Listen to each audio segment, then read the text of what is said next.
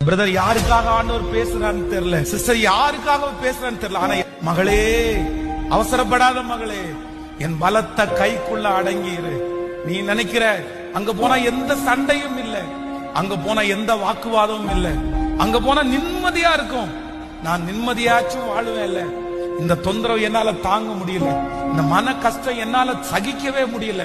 நீ சிறுமைப்படுத்தப்படலாம், நீங்கள் அவமானப்படுத்தப்படலாம், உன் மனசு உடைஞ்சு போய் வந்திருக்கலாம். நான் கடந்து போகிற சிறுமை எவ்வளவு கஷ்டம் தெரியுமா?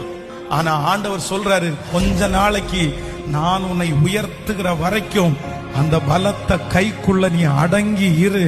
நான் உன்னை தூக்குவேன், நான் உன்னை நிறுத்துவேன், நான் உன்னை அந்த இடத்திலிருந்து எடுப்பேன், நான் உன்னை அங்கீகரிப்பேன், நான் உன்னை மகிமைப்படுத்துவேன், நான் உனக்காக வழிகளை உண்டு பண்ணுவேன்.